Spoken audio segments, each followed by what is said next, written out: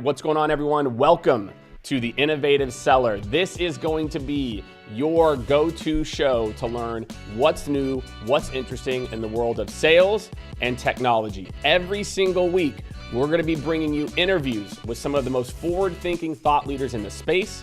You get a chance to ask me questions in our Q&A section, and I'll break down the top trends in sales processes and technology every single show. So sit back and let's get into it.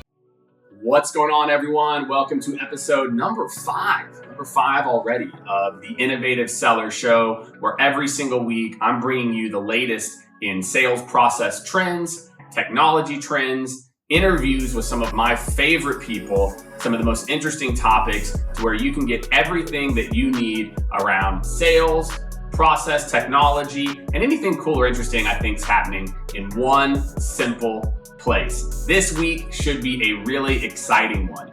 In sales process trends, I'm gonna actually try to make your life easier and more simple.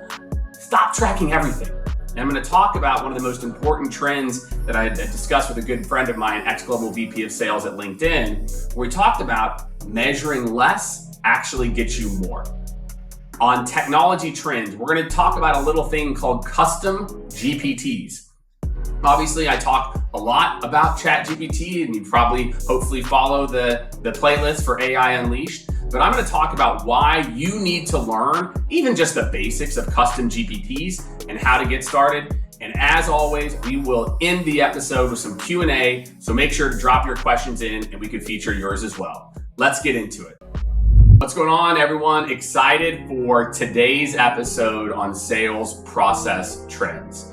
I know many of you, and I teased this in the opener, are excited to learn, hey Jake, is it really possible for me to be more productive, get better sales results while actually tracking less?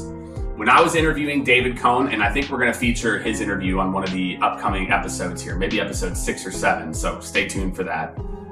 One of the things that he and I talked about last week was this idea that in big change management lifts, measuring less and just the one or two things that are going to drive impact can actually lead to faster results. The story that he told is one that I think many of you will resonate with. He talked about a really big shift where they had two business units that were coming together. Both of them pretty large business units. It's LinkedIn. And what he talked about is, in order to understand salespeople adoption, they could have tracked number of new pitches, number of new products added to a proposal, but they tracked one thing. They said, have salespeople in this group made a sale of one of these other new products in the first 30 or 45 days? That's it. So in order to impact change, instead of trying to focus on 55 different things, they said, hey, what's that one behavior change that would show us that these guys get it? These guys get that, we know how to pitch this other product because they actually sold it. So by doing that, they were able to see success really quickly because they were focused on just one or two things that really mattered. So you might be thinking to yourself, Jake, what are maybe 1, 2, 3 areas that I could dive into that might equal bigger and better results for my organization? So I'm gonna try to break this down into some very actionable insights for everyone. So step one is this idea of dissecting your sales funnel. It's pretty wild to me. People will come out and say things like, we've got a sales cycle that's 60 days or whatever. The reality is each little piece of your process has its own little funnel that happens within it. So step one is, if you have your sales funnel broken down and you're tracking each step, is to look at two quick things. You're gonna look at your average conversion rate. So how many people go from this step to this step? How many go from this step to this step? And start to look at where you think that more people should be getting through, or maybe you've got a bunch of people getting through up top, but then nobody gets through in the bottom. So that will help to tell you where to go to look. So your average conversion percent by stage. The next is your average age in stage. That, my friends, is where you'll look at that's time spent. So you're like, man, why is this rep doing really, really good at step 3, but the rest, how do we go and fix that? How do we go and look at what the rest of the team's doing compared to what this rep's doing to try to see if there's an area of opportunity there? So those are two really quick ones for you, okay? Dissect your funnel into different steps of the process, look at conversion rate, and look at the time spent. Those to me are some of the big ones where if you're trying to close deals faster, you're trying to have your salespeople spend their time in the right way. I think sometimes we over focus on were the leads qualified at the top of the funnel, and that might be an issue you have as well too. But I highly suggest look at those two metrics, measure those most. So if you haven't already, make sure subscribe to the channel, and we're going to jump into the interviews, and we're going to get into some tech trends as well too. All right, welcome everyone to the Innovative Seller Summit. I am super excited for today and super excited for all of the knowledge that we are going to share over the course of this. We have lined up some really amazing conversations, and I'm excited for us to start this journey. Many of you may have been following my content for some time. I started posting on LinkedIn back in 2018. So some of you may have been following for quite some time, and some of you may be new to my content and the work that we do at Skaled. But I'm Jake Dunlap. I'm the CEO of Skaled Consulting, and I wrote the book Innovative Seller with the future of sales in mind. That as I look from working with thousands of companies over the last 11 years at what was working in sales today, what wasn't working, what had been working and now isn't working. I tried to distill down everything in my brain and our consultants' brains into the book, and now into the community and into the summit and the topics that we're going to cover today. So I'm very excited for all of you, whether you're watching this live, whether you're watching this recorded later, to start this journey with me. Today should be interactive, so you should be, feel free. And again, if you're a member of the community and you're watching this after, you can post your questions in the community or go take a look if people have answered them. If you're joining me live now, which I see a lot of you are, feel free, drop your questions in there. Be specific. I always tell people in these sessions, be selfish and get what you want out of it as well. So I'm going to kick things off today and really just try to introduce everyone to the concepts of the innovative seller. I mentioned a little bit about, for me, this is really a labor of love. If you know me, I am very passionate about sales, and it's certainly something that I, take a lot of pride in. And really my goal in this book and with this summit is to help to start our path forward. The book, if you haven't pre-ordered, if you're here, you've probably already pre-ordered. You can you'll get that book here in the next couple of weeks, which is exciting. But many of you probably already have it because you're watching this recorded. And I'm excited to start this journey with you. So without further ado, I'm going to jump into it. So, whenever I started to think about the path forward, I started to think about, okay, what are companies doing that are winning today? Right. And consistently what we see is that the companies that are innovating, right? You can talk about the word modernize and you can talk about, being in front of the curve, but truly the word innovative, speaks to me, because innovative to me is the accumulation of not just where the ball is going, but also how we're going to evolve to meet the market where it is. It's not just new trends or exciting things. It's how you innovate the way that you build and scale and do your job. And in sales in particular, I thought, hey, we're in need of a refresh here. And I thought that this would be a good level set for everyone just to understand when previous sales methodologies were launched. And by the way, I want to be very clear. All of these methodologies have some tremendous value to them, right? A lot of these, again, there's principles and details that are beyond applicable and still very important. But I want us to really think, how much has our consumer buying changed even since 2011, right? Amazon Prime, Netflix streaming, right? Instagram, TikTok, like all these different ways that we consume information, get access to information.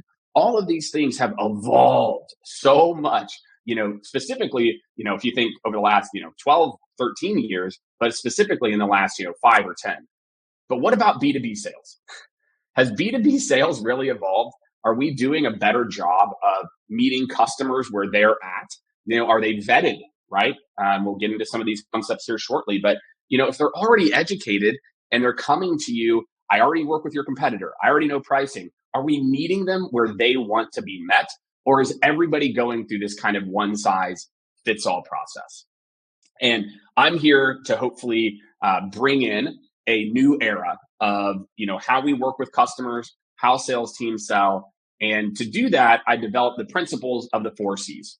So the 4 Cs, for anybody who, again, is following my content in particular, the 4 Cs are really, what I feel are the easiest ways to articulate. If you're sitting out there, if you follow my content, I'm a tactical guy.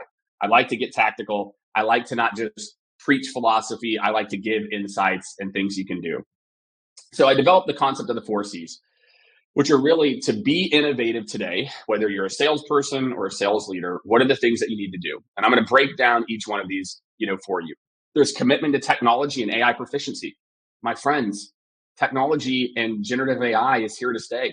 And we as sales leaders and salespeople, we need to stay on top of these tools. And so in the community and in the book, I talk about what do you need to do to stay on top of those kind of constant evolving trends. There's current go-to-market strategy. This means that the process that we have for generating new meetings and going to market needs to evolve. It's not working. It's already proven. If you look at the data, our last survey of 2023, I think we had like 17 or 18% of teams were hitting their outbound targets, and it's because their process isn't current.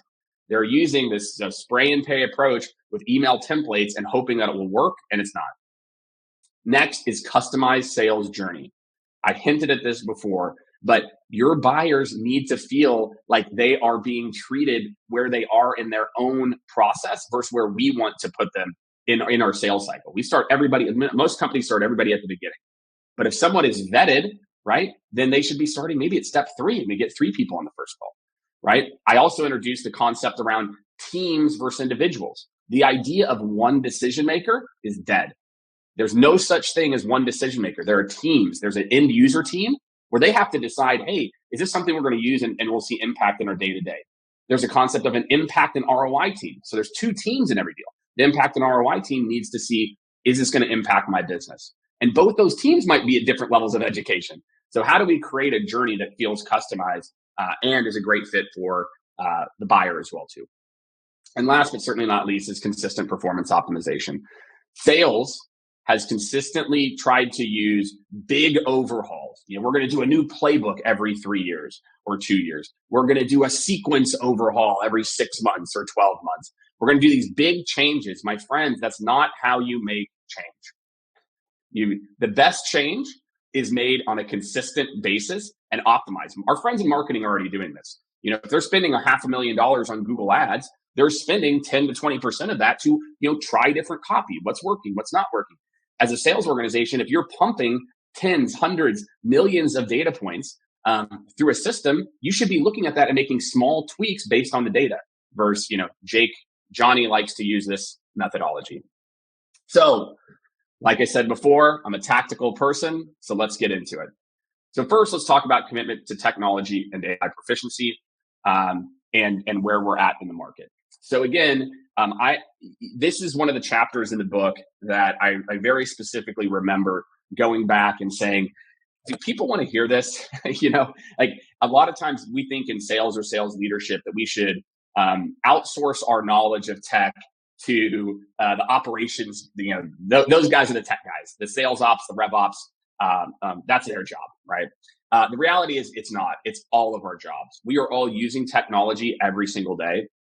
And specifically, if you follow me, you follow my content, you're here in the community, you know that I do the AI Unleashed series with my friend Kevin Dorsey, who's up next. So excited for that session to jump in with Kevin and OpenAI and Rev. I mean, we've literally have RevOps people from OpenAI joining us, so it should be fantastic.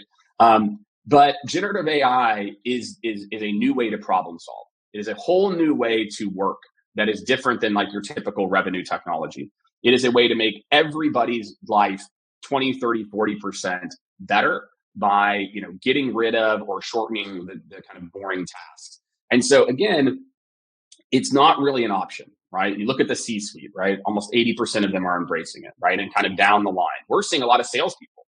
We're seeing a lot of salespeople sign up for our custom GPTs, which we just launched in the last few weeks. It's pretty crazy. People are literally signing up for these custom GPTs because they're like, I got to stay on top of this. Okay.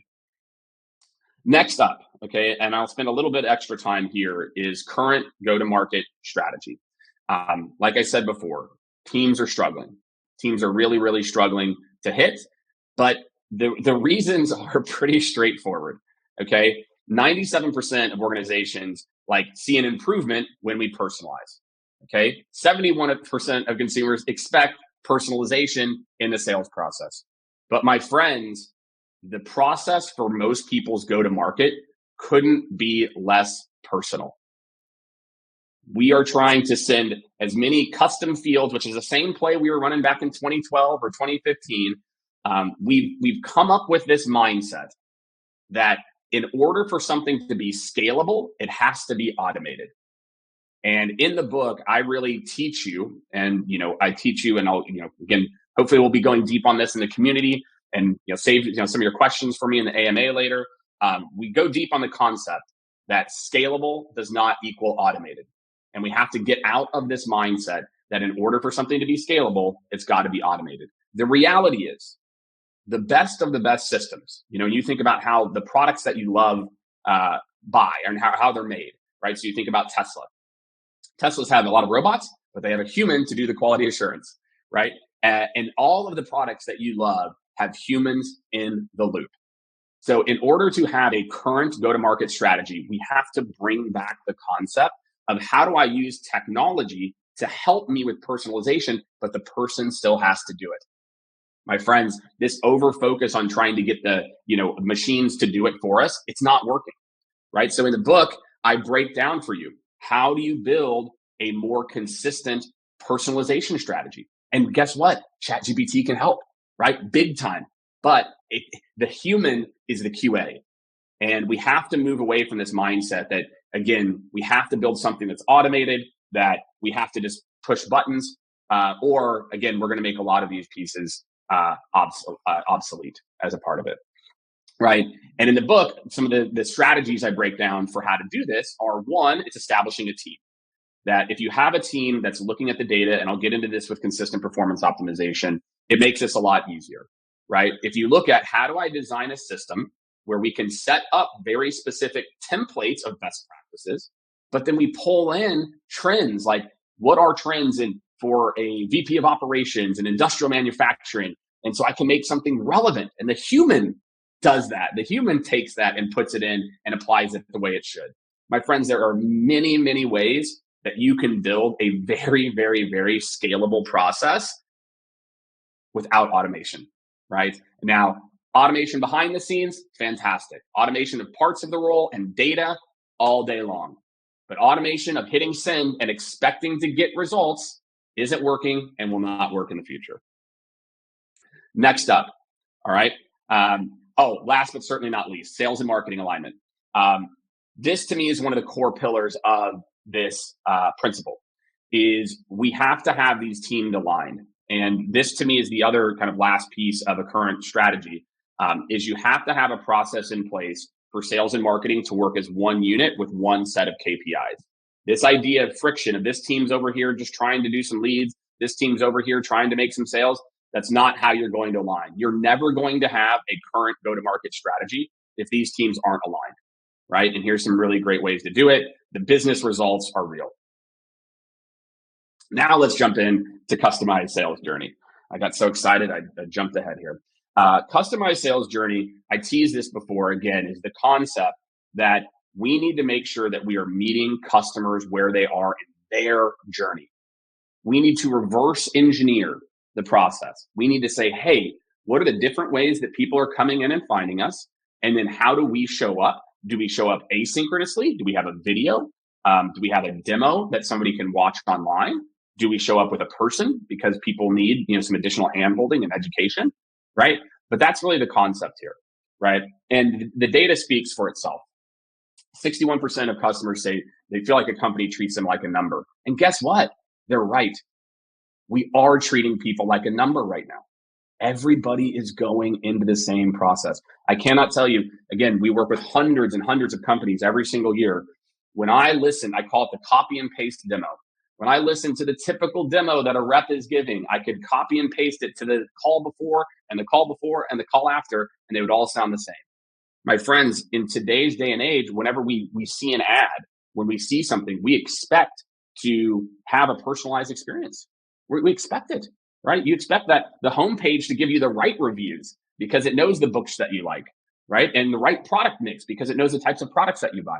We are used to a personalized experience. In B2B sales, we've got to change this, right? And again, my guess is many of you are nodding your head, especially if you've been a buyer. If you've been a buyer out there, and I am as a CEO, I feel like this. I'm like, is this person listening to me? I think buyers are more frustrated, really, than they've ever been. So, what do buyers want, right? So, we think about like, okay, I feel like a number. More and more want virtual interactions. These days of like, well, you got to hop on a call with me, right? I can't talk to you about pricing. You got to hop on a call. Those days, my friends, are going bye-bye. Bye-bye to hop on a call or you can't get any information. Those, my friends, those days are numbered. Okay. People, again, we expect information. We expect it whenever we want it. And we want to be able to consume that information where we want it as well, too. Right. 81% out of all these stats want to find pricing information on their own. I get it. We as salespeople want to build value first and then talk about pricing. But guess what? In today's day and age, we expect transparency. It is okay to talk about pricing. It is okay. And I talk about this in the book. I believe every company should have a self-service option. Not that everybody is going to want to do that, but some people do. And that number is going to continue to grow. McKinsey put out some stats, and I talk about this study McKinsey did. People right now are ready to self-service. I think it's 30% at like $50,000. So again, are we giving people different options based on what they want and how they want to show up, right? This one is so hilarious, right? Having to contact sales for a demo or free trial is among the top 3 things that vendors do to make people less likely to buy. My friends, why aren't you putting your demos online? If I'm an end user, why don't you have a demo for me that shows me what it does for my day-to-day? If you're an admin, why not a demo that demonstrates how it works for the team? If your CFO is involved, why not something that talks about return on investment? And then you can, bubble that up to different department heads as well too. But this idea of meeting buyers where they're at is a mix of when should technology do the nurturing? When should marketing support? When should salespeople be involved? And it's just about mapping the customer experience first. And so if you're an organization that's trying to be innovative, that's a big part of the work that we're starting to do with our clients, is starting to map these processes, build this from the, it's a very similar processes for a lot of companies, but also build it to where it's customized for your specific, buyer as a part of this. Okay. Last, but absolutely, certainly not least, is consistent performance optimization. Okay. I talked about this a little bit, right? I talked about the importance of having a process in place where you have a team of people that are focused on making smaller changes over time. And so what I'll ask you is this: would you rather have incremental weekly or biweekly gains of a couple percentage points, or these kind of big gains of 5+% points every quarter, which is what a lot of people do, right? A lot of us, what we do is we say, hey, this thing's not working. Our sales process is broken. Well, let's go try to make it 10% better every 3 years by doing a whole brand new playbook. Or if it's outbound, we say, hey, we should just redo our sequences. Like what's working, what's not working, etc. Right? But the data, right, if you look at like the delta here is pretty significant, right? And I think a lot enough teams, like I said before, I think marketing inherently does a decent job of this already, where they are used to looking at the data, what's working, what's not working, and seeing what that actually equals, right? Whereas again, sales is just kind of using half of somebody's time to look at some of this data. But again, just like I use the 401k analogy with a lot of people. If you start investing when you're 25 and you just a little bit here, a little bit here, a little bit here, that money, that $18,000 that you invested when you're 25, it can be worth hundreds and hundreds and hundreds of thousands later by just putting away a little bit at a time. And so consistent performance optimization is really just a mindset shift, right? And what does that look like over 2 years? I mean, the numbers are pretty staggering at the company level, right? The teams that innovate and continue to get better, again, every few weeks versus these big optimizations will consistently outperform organizations that don't. And so for anyone, again, who's kind of really thinking about, hey, what's the impact this is going to have on my, organization? This is what I want you to think about. That if you're using this mindset, this kind of set it and forget it, every 2%, every 6 months we look at it, you are missing out on massive gains over the course of a couple of years. And I think, again, a lot of this is just based on people being short-staffed and not just dedicating the time to it. And so, my friends, when we think about the concept of consistent performance optimization, those are the things that I think about. I think about how do we build a team? And the last concept that I'll leave you with around this topic is moonshots. Moonshots are another topic where how do we bake in innovation into our consistent performance optimization? And so, my friends, as I walk through the agenda next, it's time, right? I think we all know it. We had a good run, that one size fits all, relatively less complex sales process where you kind of linearly take people through the process is over. Our consumers and buyers are way more sophisticated than they've ever been. They expect a different type of experience, and they expect it from all of you, right? You all are the magic sauce here. It's the salespeople, the sales leadership, senior CEOs, shepherds of the company.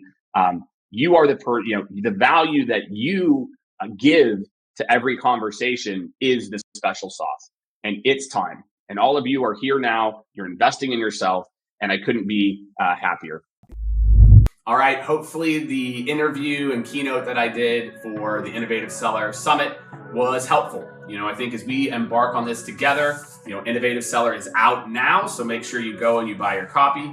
100%, we obviously have links there, but the goal of that keynote really is just so everyone can start to really understand some of these principles. And so excited now to talk about tech trends, right? So this week's tech trend, I've been spending probably too much time on this, which is custom GPTs. Many of you are like, Jake, I know Chat GPT, I know this GPT, I don't even know necessarily what that means. But for all of you, I'm gonna try to make this very, very simple. What custom GPTs allow us to do is create versions of Chat GPT or another AI that are for very specific use cases. And let me tell you why that matters. Imagine one kind of master custom, your regular Chat GPT, let's say. That Chat GPT, you could put custom instructions in it. But in order to have it think about every use case you might want to use for it in a sales capacity, well, you might have to put in custom instructions that are I don't even know how long, right? I mean, very, very long. Let's put it that way. Now, instead, imagine that there's a world, right? And we've got a link. We'll drop the link below here in the show notes for everybody, where with custom GPTs, I can create very specific GPTs for very specific use cases. For example, let's think of one, which is one of my favorites, which is Discovery Call Prep Bot, which is basically a custom GPT that lives inside ChatGPT that has very specific instructions on how to prompt you. That's another big benefit of custom GPTs, is you don't have to know all the prompts because we've kind of built them on the back end, and it just says, I'm ready to start, and it will start to ask you questions. So when you build a custom GPT, you can build it in a way to where somebody doesn't have to be a prompt wizard, right? They can literally just take advantage of all the work that you do behind the scenes. Or if you're trying to solve your own problem, the work that you do ahead of time. So you say, I'm ready to get started. It's like, great, give me a link to the website. Boom, okay, great. Now tell me what you're interested in learning more about, etc. So with these custom GPTs, the Discovery Prep Bot, it will just ask me, okay, links. And that's really all I have to do is say, okay, yep, go to the next step, click on a few links, and it will literally give me step by step. And then the output from that is literally a discovery prep sheet.